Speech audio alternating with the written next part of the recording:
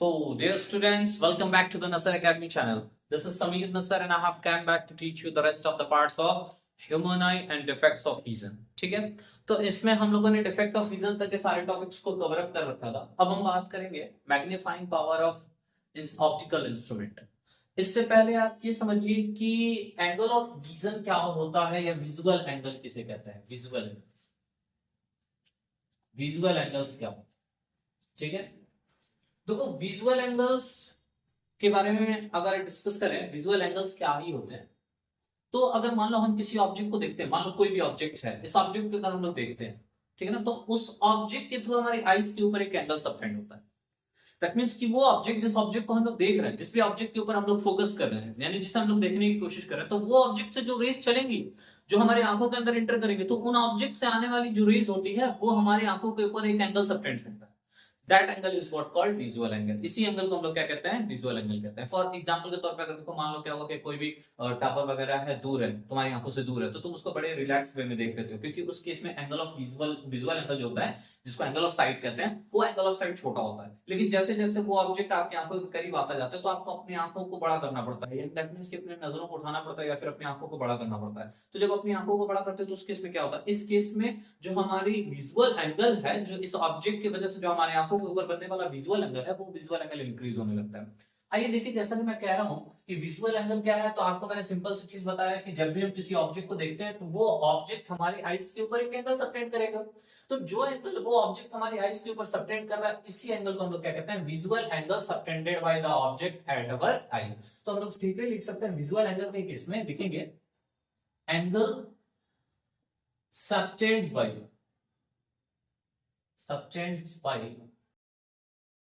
or subtended by an object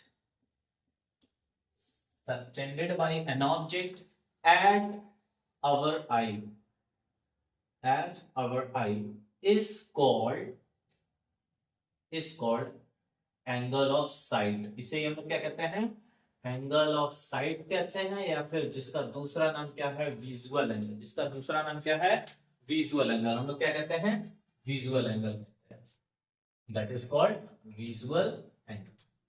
Simple.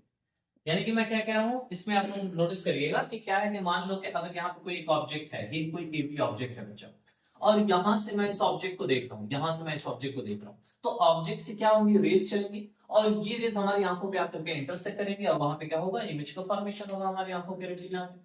तो मान लो कि यहाँ से जो रेस चलेगी, तो कुछ रेस जो होंगी वो टॉप ऑफ द ऑब्जेक्ट से जाएंगी, कुछ रेस जो होंगी वो बॉटम ऑफ द ऑब्जेक्ट से जाएंगी. तो हमें मालूम है दो रेस जिस पॉइंट पे एक दूसरे को इंटरसेक्ट करते हैं, यहाँ लाइन अप करते हैं, यहाँ मिलते हैं, वही एंगल बनता है. अब ये एक ऑब्जेक्ट है, जब मैं यहाँ से खड़ा होकर इस ऑब्जेक्ट को देख रहा हूँ, यहाँ से खड़ा होकर इस ऑब्जेक्ट को देख रहा हूँ, तो ऑब्जेक्ट की टॉप और बॉटम दोनों से रेस चलेंगी. अब दोनों से जो आ रहे हैं वो रेस आपस में मेरे आईज पे मिलेंगे. इसका मतलब यहाँ पे क्या होगा, यहाँ पे एक एंगल का फॉर्मेशन होगा. इसी एंगल को हम लोग क्या कहते हैं, विजुअल एंगल कहते हैं. इसी को हम लोग क्या कहते हैं, विजुअल एंगल कहते हैं. यानी आपने समझ लिया कि अगर कोई ऑब्जेक्ट को हम देख रहे हैं, तो वो ऑब्जेक्ट क्या होगा, हमारी आईज के ऊपर एक एंगल सबटेंड करेगा. ठीक है, एक एंगल सबटेंड करेगा. तो जो एंगल कोई ऑब्जेक्ट हमारी आईज के ऊपर सबटेंड करते हैं, उन्हीं एंगल्स को हम लोग क्या कहते हैं, विजुअल एंगल्स कहते हैं. क्या कहते हैं, विजुअल एंगल्स. सभी विजुअल एंगल्स जो है दो टाइप्स के हैं. एक क्या है, visual angle subtended by object, मतलब कि ये ऑब्जेक्ट है, इस ऑब्जेक्ट को हम देख रहे हैं, तो इस ऑब्जेक्ट की वजह से जो हमारे आईज के ऊपर इमेज बन रहा है, जो एंगल बन रहा है, उसे हम लोग विजुअल एंगल्स कह रहे हैं.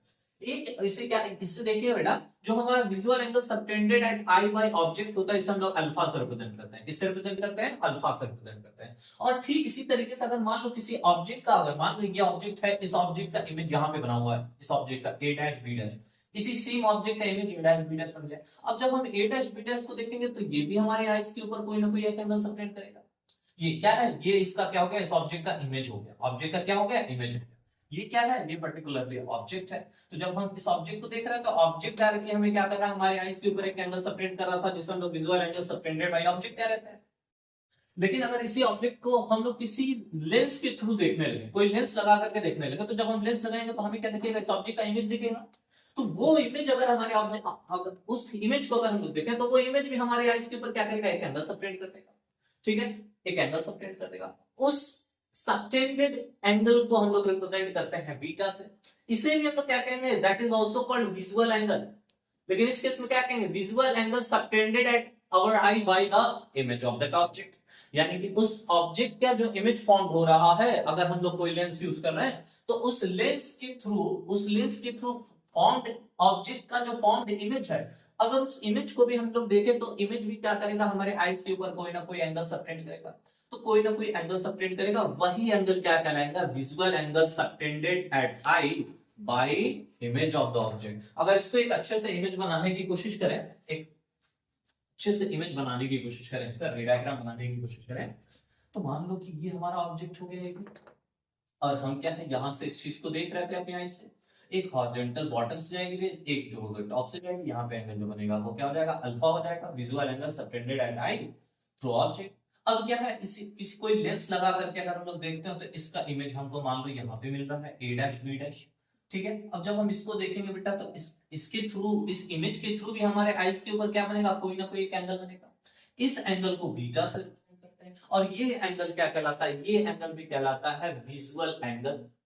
इसे भी हम लोग कहते हैं विजुअल एंगल सबटेंडेड बाय, क्या हो जाएगा, ये सबटेंडेड बाय ऑफ इमेज हो जाएगा, ठीक है। और ये एंगल क्या होगा, ये भी एंगल होगा विजुअल एंगल सबटेंडेड बाय, क्या होगा ये, सबटेंडेड बाय ऑब्जेक्ट हो जाएगा। सिंपली याद रखिएगा। मैं ये क्यों बता रहा हूं, क्योंकि magnifying power of any optical instrument निकालने के लिए ये दोनों चीजें आपको जानना बहुत जरूरी है। तो आपका ये प्रॉपरली क्लियर हो गया कि किसी ऑब्जेक्ट को अगर हम लोग देखते हैं तो ऑब्जेक्ट की वजह से हमारे आईज पे जो एंगल बनता है, ऑब्जेक्ट के थ्रू हमारे आईज के ऊपर जो एंगल बनता है, उस एंगल ऑफ साइड को हम लोग क्या कहते हैं, visual angle subtended by object. और उसी ऑब्जेक्ट को अगर हम लोग कोई लेंस लगा के देखते हैं तो उसके थ्रू जो इमेज फॉर्म होगी, उस इमेज के थ्रू अगर हमारे आईज के ऊपर जो एंगल बनता है, इसे हम लोग क्या कहते हैं, visual angle subtended by image at our eye, ठीक है। अब देखिए अगला टॉपिक जो हमारा मेन टॉपिक है वो क्या है, मैग्नीफाइंग पावर। मैग्नीफाइंग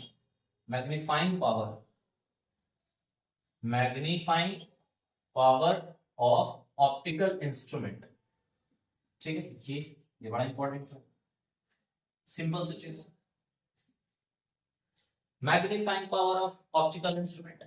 तो magnifying power of optical instrument देखो तो सिंपल सी चीज याद रखिएगा कि magnifying power of any optical device or any optical instrument is the ratio of angles subtended by the image at our eye to the angle of sight or visual angle subtended by the object at the same eye is what called magnifying power of that optical device। मैं क्या कह रहा हूं कि अगर किसी object को हम लोग देख रहे हैं तो पहले हमने उसको बिना किसी लेंस को यूज किया, अगर हमने उसको देखा तो उस ऑब्जेक्ट के थ्रू हमारे आईज के ऊपर एक एंगल बनेगा अल्फा, और उसके बाद हम लोग क्या कर रहे हैं, कोई लेंस लगा रहे हैं बेटा, लेंस लगा करके उस ऑब्जेक्ट को देख रहे हैं तो उसकी इमेज जो बन रही है वो इमेज हमारे आईज के ऊपर एक एंगल सबटेंड करेगा जिसको हम लोग कहते हैं बीटा। तो उस जो लेंस हमने लगा रखा है that is just an optical device, वो क्या है, एक ऑप्टिकल डिवाइस है। तो उस ऑप्टिकल डिवाइस के थ्रू जो फॉर्म्ड इमेज है उसके थ्रू आईज पे बना हुआ एंगल दैट इज बीटा, और ऑब्जेक्ट के थ्रू आईज पे बना हुआ विजुअल एंगल अल्फा, इन दोनों का रेशियो ही क्या कहलाता है, magnifying power of any optical device कहलाता है। सिंपल सी चीज है। यानी अगर मैं डेफिनेशन लिखूं तो मैं क्या ही लिख सकता हूं कि द रेशियो ऑफ, सिंपली याद रखें, ratio of visual angle subtended by image to the visual angle subtended by object is called, क्या कहलाता है, is called magnifying power, is called magnifying power of device. कौन सी डिवाइस, ऑप्टिकल डिवाइस। यानी कि अगर मैं मान लूं कि मैग्नीफाइंग पावर कोई भी पर्टिकुलर लेंस है जिसकी मैग्नीफाइंग पावर m है, तो वो m किसके इक्वल होगा, m is always equal to beta upon alpha. इस चीज को याद रखेंगे, m is always equals to beta upon alpha के इक्वल होगा। तो सिंपली मैंने आपसे क्या कहा, सिंपली मैंने आपसे कहा कि किसी भी कोई भी ऑप्टिकल डिवाइस है, ऑप्टिकल डिवाइस की जो मैग्नीफाइंग पावर होती है वो किसके इक्वल होती है, यानी कि किसी भी ऑप्टिकल डिवाइस के थ्रू किसी ऑब्जेक्ट को देख रहे हैं तो उस ऑब्जेक्ट का इमेज हमारे आईज के ऊपर एक एंगल बनाएगा जिसे हम लोग बीटा से रिप्रेजेंट करते हैं। और अगर वो लेंस हटा दें, वो ऑप्टिकल डिवाइस हटा दें, तो डायरेक्टली अगर हम ऑब्जेक्ट को देखते हैं तो ऑब्जेक्ट भी हमारे आईज के ऊपर एक एंगल सबटेंड करता है जिसे अल्फा कहते हैं। इस केस में बीटा और अल्फा का जो रेशियो होगा वही क्या होगा, बीटा और अल्फा का जो रेशियो होगा वही क्या होगा, मैग्नीफाइंग पावर। मैग्नीफाइंग पावर क्या होगा, ऑप्टिकल इंस्ट्रूमेंट होगा। अब एक चीज देख रहे हो, याद रखो दोनों एंगल्स हैं, इसका मतलब तुम्हें एक चीज समझ में आ गया होगा कि जो मैग्नीफाइंग पावर है that is what, that is unitless quantity. ठीक है ना, क्या है, यूनिटलेस वैल्यू। और अगर यूनिटलेस क्वांटिटी है तो इसका कोई डायमेंशन भी नहीं है। देख लो दोनों चीज सेम चीजें आपस में कट जा रही है। क्या है, डायमेंशन लेस वैल्यू है, dimension less physical quantity, dimension less unitless physical quantity. तो इसी सीरीज में अब हम क्या करेंगे, डिफरेंट डिफरेंट ऑप्टिकल डिवाइसेस के, ऑप्टिकल इंस्ट्रूमेंट्स के मैग्नीफाइंग पावर्स को इवैल्यूएट करेंगे। जैसे सबसे पहले जिसमें स्टार्ट होगा हमारा सिंपल माइक्रोस्कोप, फिर उसके बाद स्टार्ट होगा हमारा कंपाउंड माइक्रोस्कोप, फिर हमारा एस्ट्रोनॉमिकल टेलीस्कोप, फिर उसके बाद रिफ्लेक्टिंग टेलीस्कोप। ऐसे डिफरेंट डिफरेंट जो ऑप्टिकल इंस्ट्रूमेंट हैं जो हमारे सिलेबस में, उसको हम लोग कवर अप करेंगे। उसको नोट करिए, फिर आगे हम लोग देखते हैं।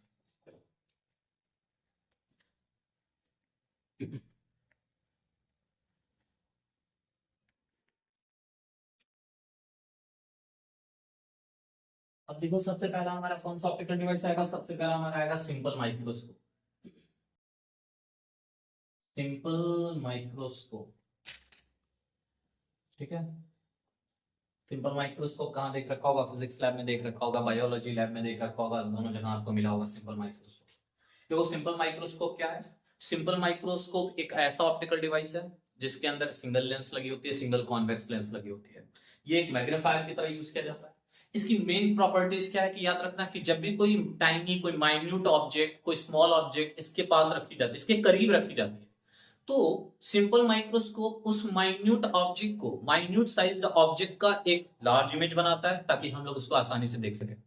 इससे ज्यादा और कोई काम नहीं होता है। यानी कि सिंपल माइक्रोस्कोप में ऑब्जेक्ट, याद रखना जिस ऑब्जेक्ट को हम लोग देख रहे हैं उस ऑब्जेक्ट को, ये मैंडेटरी उस ऑब्जेक्ट को हमें सिंपल माइक्रोस्कोप के बहुत ही करीब रखना होगा। अदरवाइज इसका कोई क्लेरिफिकेशन, कोई एक सफिशिएंट अमाउंट में इमेज का फॉर्मेशन नहीं होगा। क्योंकि आप देख रहे हो उसमें कौन सा लेंस यूज होता है, कॉन्वेक्स लेंस यूज होता है। अगर मैं स्ट्रक्चर बनाऊं तो देखो, सपोज कर लो कि ये कोई ऑब्जेक्ट है AB, ये कोई ऑब्जेक्ट है AB। इस ऑब्जेक्ट को मैं यहां से विजुअली देख रहा हूं।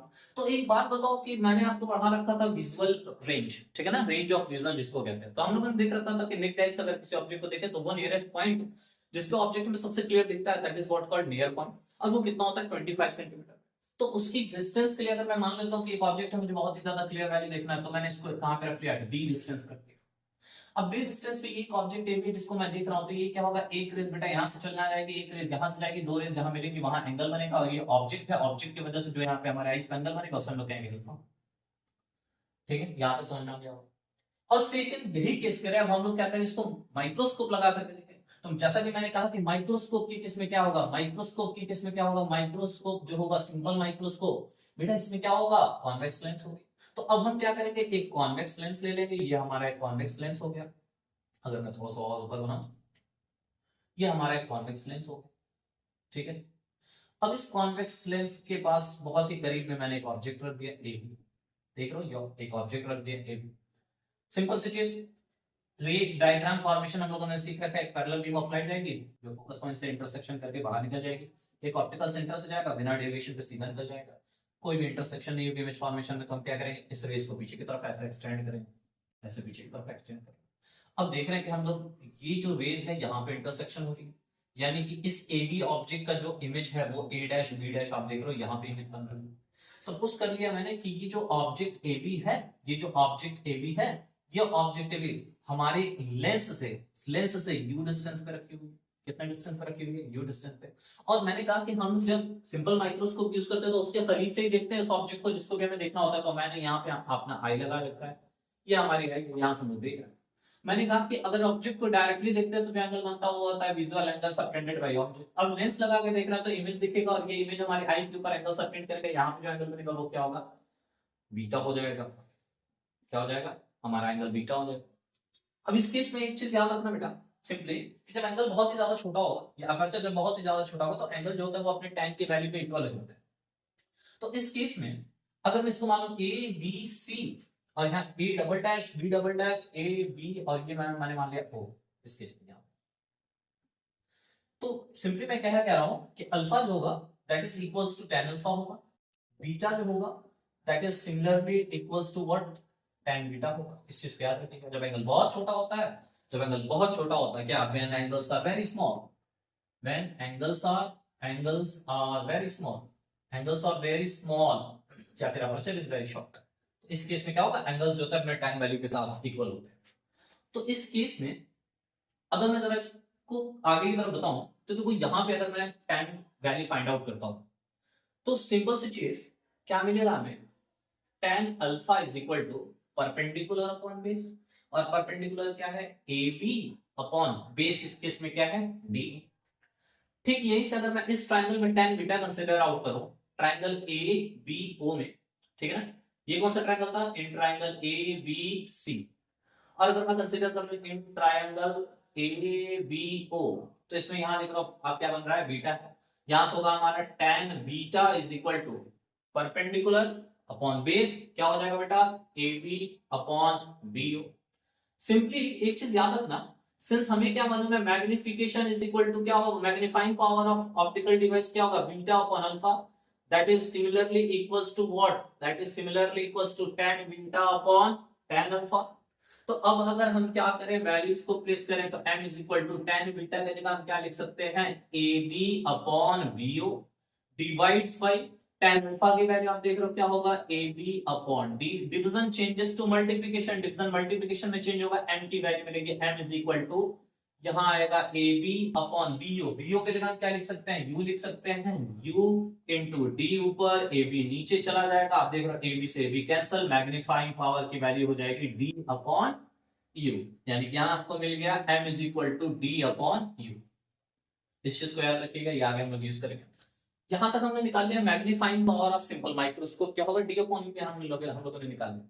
लेकिन अब हम लोग जानते हैं कि इमेज जो होगी वो दो जगह कंडीशंस पे बन सकती है, एक हो सकती है कि इमेज जो हमारे least distance of distinct region पे बने यानी नियर पॉइंट पे बने, और एक हो सकता है कि इमेज जो है फार पॉइंट पे बने यानी इन्फिनिटी पे बने। तो उस केस में क्या होगा कि अगर लिख लेंगे हम लोग, if image is form, image is form at least distant of distinct region, LDDV मैंने लिख दिया शॉर्ट।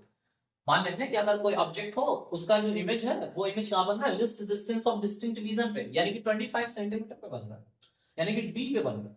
तो इस केस में हम लोगों को मालूम है 1 upon F is equal to बेटा क्या होगा, 1 upon V minus 1 upon U होता है। 1 upon F is equal to lens formula use करें तो 1 upon F is equal to 1 upon V minus 1 upon U होगा। यहां से क्या मिलेगा, 1 upon F is equal to 1 upon V, V क्या होगा, फाइनल इमेज कहां बन रही है, डी पे बन रही है, तो होगा हमारा minus D minus 1 upon you. अब हम क्या नहीं करें, अगर दोनों इस 1 अपॉन माइनस डी को इस साइड भेजे बेटा तो ये जाएगा 1 अपॉन प्लस डी हो जाएगा। ये हमें क्या प्रोवाइड करेगा, ये हमें प्रोवाइड करेगा कुछ इस तरीके से 1 upon F plus 1 upon D is equal to, यहां माइनस लिखेंगे क्योंकि यू की वैल्यू हम लोग यहाँ पे प्लेस कर रहे हैं, तो ये माइनस माइनस क्या हो जाएगा, प्लस हो जाएगा। अब दोनों साइड में क्या करेंगे, डी से डिवाइड कर देंगे, ठीक है ना, दोनों साइड में डी से मल्टीप्लाई कर देंगे, सॉरी ठीक है ना, मल्टीप्लाई करेंगे तो इस केस में क्या होगा, यहां जाएगा हमारा D upon F plus D upon D is equal to D upon U. आप देख रहे हो डी से डी कैंसिल, और d अपॉन यू किसके इक्वल है, देख रहा हूं d upon U is just equals to the magnifying power of the simple microscope, ठीक है ना। तो यहां से d अपॉन यू के जगह हम लोग लिख सकते हैं, तो हमारे पास आएगा m इज इक्वल टू, ये हो गया 1 प्लस d अपॉन f, ये हो गया magnifying power of simple microscope if the final image और if the image is formed at least distant of distinct region, यानी कि ये हमारा फार्मूला है magnifying power of simple microscope का, तब जब ऑब्जेक्ट का इमेज कहां बने, डी पे बन रहा हूं। दूसरी केस क्या कह रहा हूं, दूसरी केस में कह रहा हूं कि इमेज कहां बन सकता है, इमेज बन सकता है इनफाइनाइट पोजीशंस पे, ठीक है। तो यहां पे हम लोग सिंपली लिख सकते हैं, यहां पे कवर अप करूंगा, if image is at infinity, ठीक है, इंफिनिटी, अगर इमेज कहां बने, इंफिनिटी पे बने, तो उस केस में v की वैल्यू किसके इक्वल होगी, इंफिनिटी के इक्वल होगी। तो यहां फिर वही चीज हम लोग लिखेंगे 1 upon f is equal to 1 upon v minus 1 upon u minus minus plus हो जाएगा, ये हो गया 1 upon f is equal to 1 upon v की वैल्यू इंफिनिटी, ये क्या होगा प्लस 1 अपॉन u।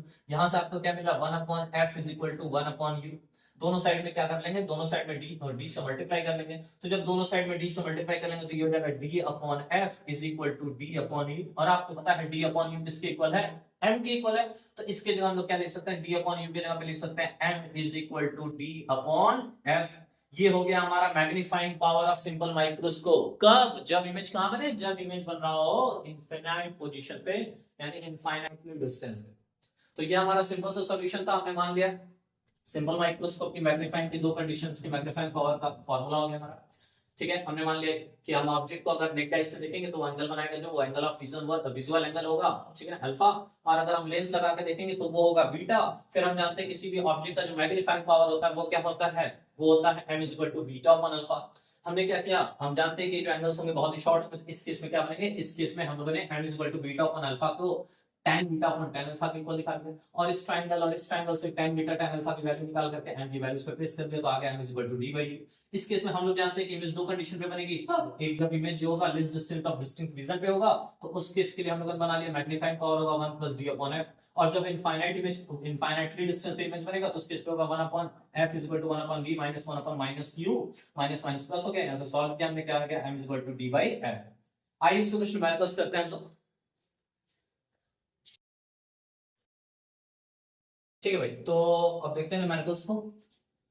न्यूमेरिकल करने की कोशिश करते हैं इसी सेम चीज पे। बस आपको फॉर्मूला याद रखना है कि जब इनफाइनाइट पे इमेज बनेगी तो उसके लिए क्या होगा, m is equal to d by f। और जब इमेज क्या होगी, जब image least distant of distinct vision पे बनेगा तो उस केस पे क्या होगा, m की value m is equal to 1 plus d by f होगा। तो मान लो अगर हमारा एक क्वेश्चन आ जाए, सिंपल सा क्वेश्चन, एक अच्छा सा क्वेश्चन आ जाए कि if the magnifying power magnifying power of simple microscope is 3, then find the focal length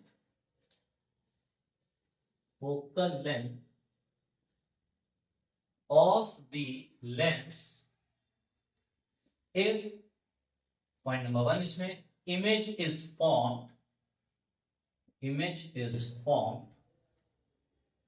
at d is equal to 25 centimetre, यानी कि least distant of distinct vision। और सेकंड क्या होगा, if image is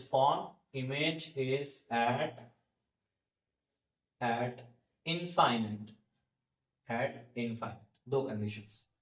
तो यहां से अगर सॉल्यूशन की बात करें तो देखो पहली चीज क्या दिया हुआ है कि मैग्नीफाइंग पावर m दिया हुआ है 3, ठीक है।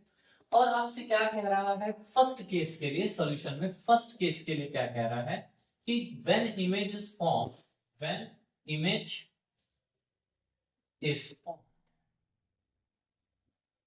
एट d, आपको पता है कि जब इमेज d पे फॉर्म होगा तो उस केस के लिए मैग्नीफाइंग पावर होगा m is equal to 1 plus d upon f। Values place करते हैं, m की वैल्यू 3, 1 प्लस d की वैल्यू आपको पता है 25 सेंटीमीटर अपॉन f। ये 3 इधर ट्रांसफर होगा, 3 minus 1 is equal to 25 upon f। ये हो गया हमारा 25 upon f is equal to 2। और ये ट्रांसफर आउट करेंगे बेटा, ट्रांसफर आउट करेंगे तो f इज इक्वल टू क्या आ जाएगा, 25 अपॉन 2। एलिमिनेट करेंगे तो f की वैल्यू आ जाएगा कितना हमारा, 2 1 2 2 2 4 2 5 10, 12.5 सेंटीमीटर। इस केस में जब ऑब्जेक्ट का इमेज कहां बनेगा, d पे बनेगा। और सेकंड केस क्या कह रहा है, सेकंड केस पे when image is formed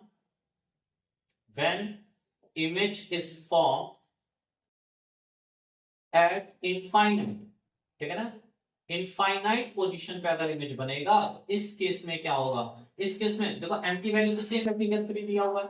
फिर उसके बाद आपको पूछ रहा है कि फोकल लेंथ क्या होगा, f क्या होगा। तो हमें मालूम है मैग्नीफाइंग पावर क्या होगा, m is equal to d by f। Simple सी चीज, ये फार्मूला आपको याद होगा, मैंने बता रखा है।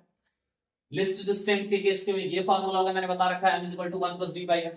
इनफाइनाइट के केस में m is equal to d by f होगा। तो यहां से फार्मूला होगा m is equal to d की वैल्यू कितनी है, d की वैल्यू 25 अपॉन f, और m की वैल्यू क्वेश्चन में क्या है कितना, 3।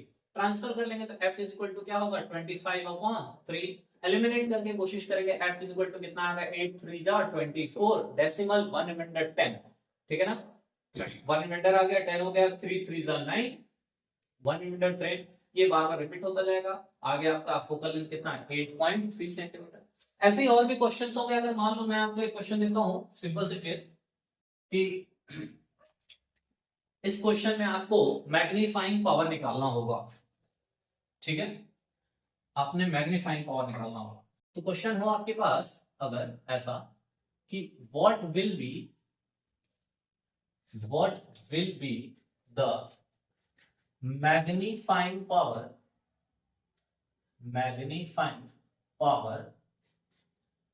of simple microscope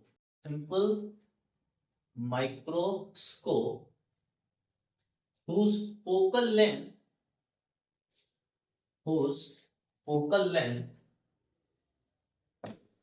is 10 centimeter and image is formed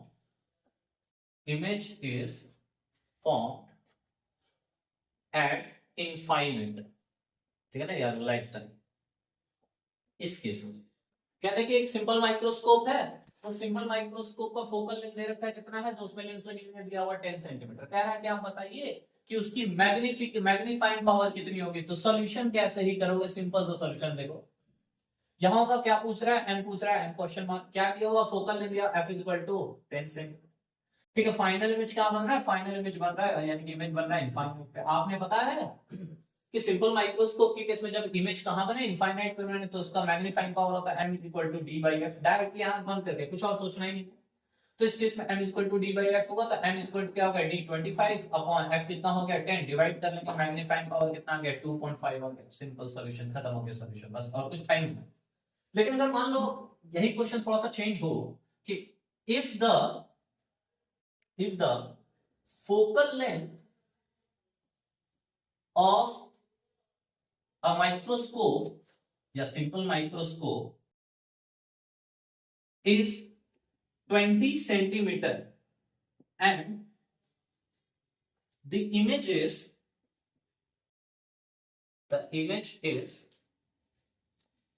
formed at least distant of distinct vision यानी कि 25 centimeter. Find the magnifying power of microscope. Simple सा क्वेश्चन है बेटा, ज्यादा कुछ सोचना नहीं है, बस फॉर्मूला याद रखना, क्वेश्चन तुरंत लगेगा। क्या कह रहा है, कह रहा है the focal length of the microscope, focal length दे रखा है 20 सेंटीमीटर, फिर कह रहा है एंड द इमेज कहां बन रहा है, इमेज बन रहा है 25 सेंटीमीटर पे, ये भी बन रहा है, ठीक है। माइक्रोस्कोप जो भी लगी हुई है इसका फोकल लेंथ दिया हुआ 20 सेंटीमीटर, इमेज जो बन रहा है वो दिया हुआ 25 सेंटीमीटर पे। कह रहा फाइंड द मैग्नीफाइंग पावर बताइए कितना होगा। तो इस सॉल्यूशन में बहुत ही ज्यादा सोचना नहीं है, आपको पता है कि d की वैल्यू क्या दिया है, आपको दे रहा है क्वेश्चन की इमेज बन रहा है list distant of distinct vision, लिख लेंगे यहाँ पे image is eight least distant of distinct vision, shortly लिख ली। तो इस केस में m की वैल्यू क्या है फाइंड करना है, क्वेश्चन मार्क, ठीक है। यहां लिखते हैं m की वैल्यू क्या है फाइंड करना है। आपको दे रखा है फोकल लेंथ जो है वो 20 सेंटीमीटर और जो इमेज बन रहा है वो d पे बन रहा है यानी 25 सेंटीमीटर पे। तो इस केस के लिए मैंने बताया था magnifying power m equal to होगा 1 plus d upon f, simple सी चीज, यही फॉर्मूला, इसी पे रख देना है आपको क्वेश्चन को और कुछ नहीं करना है। तो m इक्वल टू क्या होगा, m इक्वल टू आपका सॉल्यूशन आ गया। यहां देखो m is equal to 1 plus d की वैल्यू 25, f की वैल्यू कितना है, f की वैल्यू 20 दिया हुआ है, 5 5 are 25, 5 4 are 20, m is equal to 4 1s are 4 plus 5 upon 4, that is m is equal to 5 4 9 upon 4, simple सा solution, खत्म हो गया, कुछ है ही नहीं। m is equal to 9 upon 4 लिख दो, 4 1s are 4 plus 5 9 upon 4 लिख दो, या फिर डिवाइड करके लिख दो, 4 2s are 8, 1 remainder 10, 4 2s are 8, 2 remainder 20, 4 5s are 20, 2.25 हो गया magnifying power of that simple microscope that has been used in that question। अगर आपको वीडियो समझ में आया, ठीक है, और आपको किसी और चैप्टर्स के अगर आपको वीडियोस बनवानी हो तो प्लीज कमेंट करें और हमारे चैनल को सब्सक्राइब करना ना भूलें। Thank you very much.